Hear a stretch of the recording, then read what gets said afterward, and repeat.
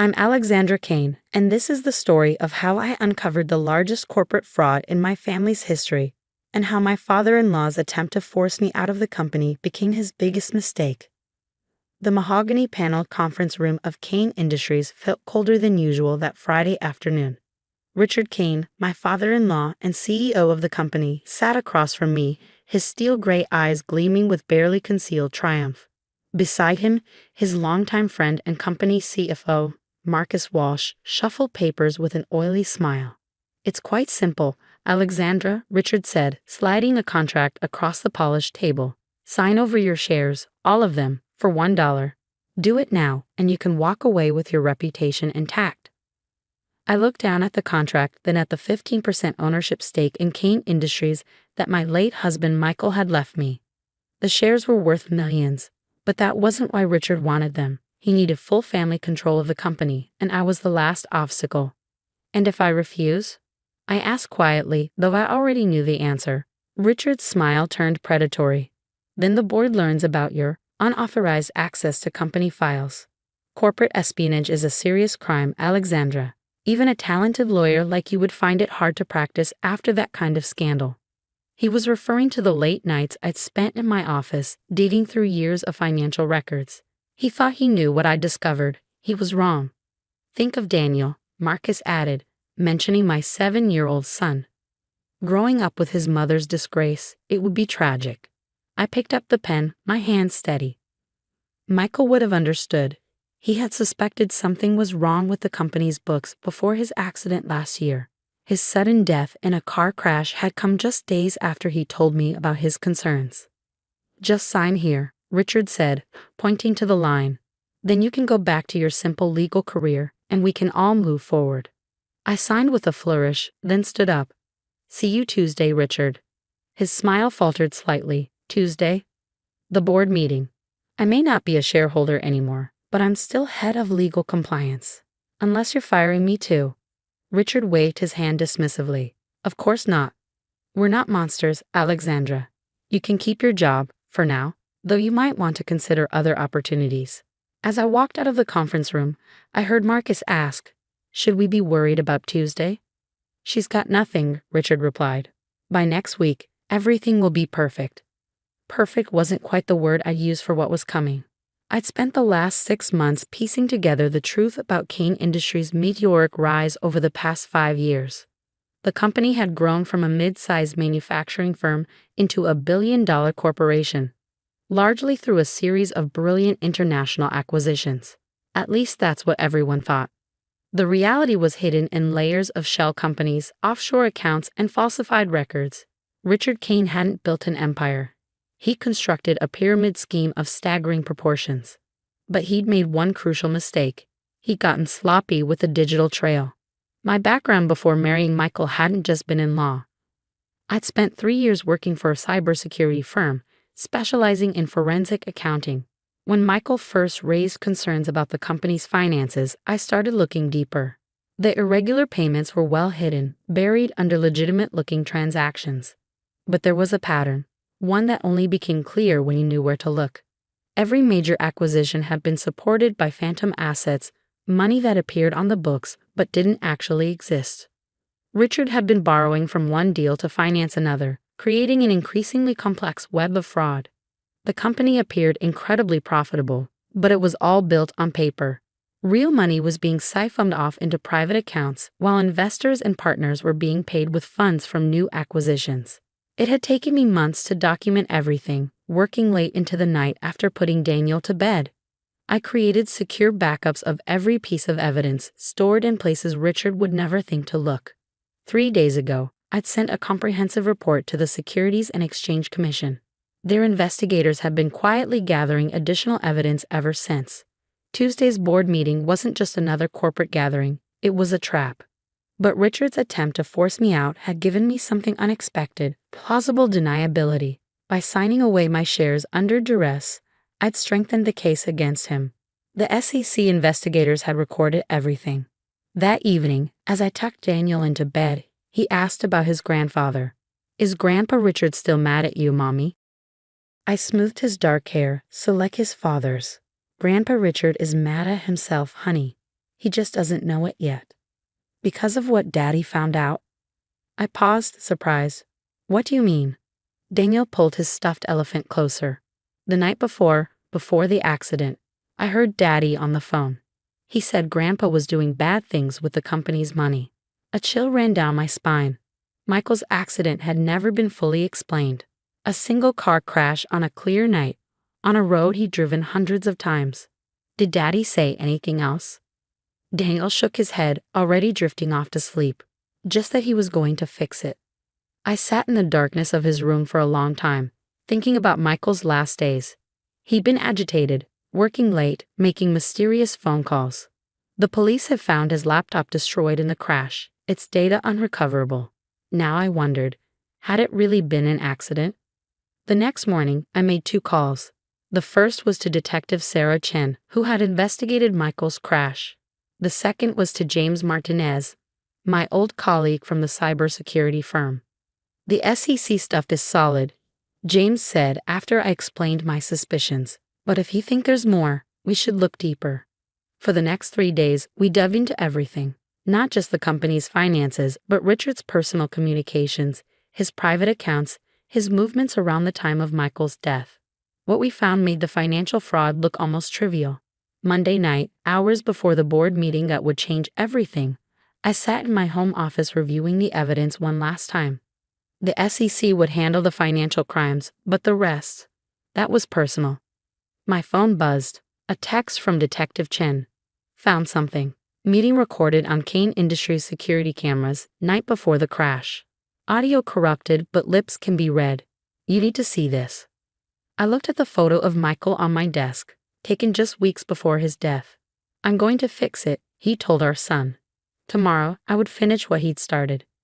Tuesday morning dawned clear and bright, much like the day of Michael's accident.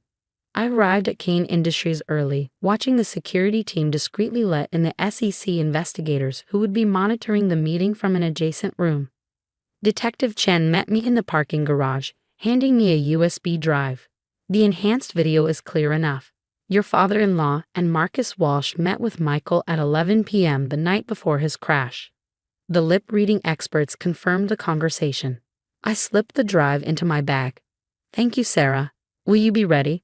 She nodded grimly. My team's standing by. Just give the signal. The board meeting was scheduled for 10 a.m. By 9:45, the conference room was filling up with board members and senior executives. Richard sat at the head of the table, reviewing papers with Marcus, both looking confident and relaxed. At precisely 10 a.m., I walked in with the company's external auditors, or rather the SEC agents posing as auditors. Richard barely glanced up. Let's begin, he announced. First item, reviewing the Meridian acquisition. Actually, I interrupted, standing up. There's been a change to the agenda. I nodded to one of the agents, who locked the conference room door. Richard's smile froze. Alexandra, what is this? I connected my laptop to the room's display system. We're going to discuss the real finances of Kane Industries, Richard, starting with the $100 million that doesn't actually exist. The room erupted in confused murmurs. I pulled up the first spreadsheet, showing the complex web of transactions that have fueled the company's fake growth. Every major acquisition for the past 5 years has been financed with phantom assets, I explained. Money that appears on our books but is actually just recycled funds moving through a series of shell companies. Marcus jumped up. This is ridiculous. She's just bitter about being forced out. Forced out? One of the board members asked sharply. I played the recording of Friday's meeting, where Richard had threatened me into selling my shares. The board members watched in stunned silence as their CEO revealed his true nature. But I wasn't done. The financial fraud is actually the smaller crime, I said quietly, looking directly at Richard. Isn't that right, Dad? Want to tell everyone what really happened to Michael? Richard's face had turned ashen. Don't. I played the enhanced security footage from the night before Michael's death. The lip-reading transcript appeared as subtitles. Michael, I know what you've done. The board learns everything tomorrow. Richard, think about your family, son. Michael, I am. That's why I can't let this continue. Marcus, be reasonable, Michael. Accidents happen every day. The boardroom was dead silent as the video ended. Michael's laptop wasn't destroyed in the crash, I announced. It was damaged before, during a struggle. The crash was staged after he was already. I took a breath. After he was already dead. Richard lunged for the door, but it was already opening. Detective Chen entered with her team, arrest warrants in hand. Richard Kane Marcus Walsh, you're under arrest for conspiracy, corporate fraud, and the murder of Michael Kane. As they were led away in handcuffs, Richard turned to me. Why? He snarled. He was your husband, but he was my son. Exactly, I replied. He was your son, and you killed him to protect your scheme. But you forgot something crucial about Michael. He taught me everything he knew about the company, and I taught him everything I knew about digital forensics. The next few hours were a blur of SEC interviews, police statements, and shocked board members trying to grasp the scale of the fraud. By evening, Kane Industries stock had been suspended from trading and emergency management protocols were being implemented. I sat in Michael's old office, my office now, after the board's emergency vote making me interim CEO, looking at the city lights below. Daniel was with his aunt, protected from the media circus that was already building. James Martinez knocked on the door. The forensic team finished their analysis. You were right about everything. The money trail, the shell companies, even the offshore accounts. Richard and Marcus didn't just kill Michael. They've been embezzling for years. I nodded, unsurprised. And the other shareholders they forced out. We found 5 others, all pressured into selling their shares over the past 3 years. The SEC is already arranging restitution. The company would survive, though it would take years to rebuild its reputation. The real assets, our manufacturing facilities, our workers, our core business, were still strong. The fraud had been in the acquisitions and expansion, not the foundation. 1 week later, I stood in the same conference room, addressing the company's employees via video link to all our facilities. Kane Industries was built on innovation, integrity, and hard work. I told them. One man's greed nearly destroyed that legacy. But he failed. Together, we'll rebuild this company the right way, with transparency, accountability, and genuine growth. The response was overwhelming. Employees stepped forward with information about other irregularities, helping us clean house completely. Customers and partners stood by us, impressed by our proactive approach to exposing and correcting the fraud. Richard and Marcus both pleaded guilty to avoid the death penalty. The evidence was too overwhelming, especially after Marcus turned state's evidence. They would spend the rest of their lives in prison. 1 month after the arrests, I took Daniel to visit Michael's grave. The autumn leaves were turning, creating a carpet of gold and red around the headstone. Did Daddy know? Daniel asked. That you would fix everything. I smiled, remembering Michael's quiet confidence, his unwavering belief in doing what was right. He knew I would try. That's why he left me his shares, his position on the board, and all his notes about the company. He was leaving us a way to finish what he started. And now the bad guys are gone. Yes, honey, the bad guys are gone, and they can't hurt anyone else. As we walked back to the car, Daniel pointed to the Kane Industries building rising against the skyline. Is that our company now, Mommy? I looked at the building, thinking about all it represented, not just a business, but a legacy of both tragedy and triumph. It's everyone's company now, Daniel. We're just here to make sure it stays honest and strong. The story of Kane Industries' near destruction and rebirth became a Harvard Business School case study. Corporate governance experts praise our handling of the crisis, and our new transparency measures became an industry standard. Richard's attempt to force me out had backfired spectacularly. Instead of silencing me, he had given me the perfect opportunity to expose everything. The dollar he paid for my shares became an ironic symbol of his downfall. A single coin in exchange for the truth that would cost him everything. But the real victory wasn't in Richard's downfall or even in saving the company. It was in fulfilling Michael's last wish, to make things right, to protect the people who depended on Kane Industries, and to ensure that his son would inherit a legacy of integrity rather than fraud. Every morning, as I walk into the office that was once Richard's, I pass a new plaque in the lobby.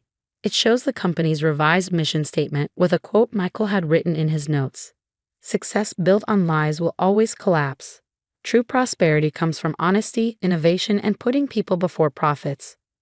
Below it, in smaller letters, is a dedication. In memory of Michael Kane, who gave his life to protect these principles. Richard had thought that forcing me to sell my shares would silence me. Instead, it had given me the freedom to speak the truth, to finish what Michael had started, and to transform King Industries into the company it was always meant to be. Sometimes, when I work late in my office, I imagine Michael is still here, smiling at how his sacrifice led to such profound change. The company that was almost destroyed by greed has become a model of corporate responsibility and ethical leadership. And Daniel? He's growing up knowing that his father was a hero who stood up for what was right, and that his mother finished the fight. That's worth more than all the shares in the world. The dollar bill Richard paid for my shares is framed on my office wall. It's a reminder that true value isn't measured in money, but in the courage to stand up for what's right, no matter the cost. Sometimes the smallest price can lead to the biggest change if you're willing to fight for the truth.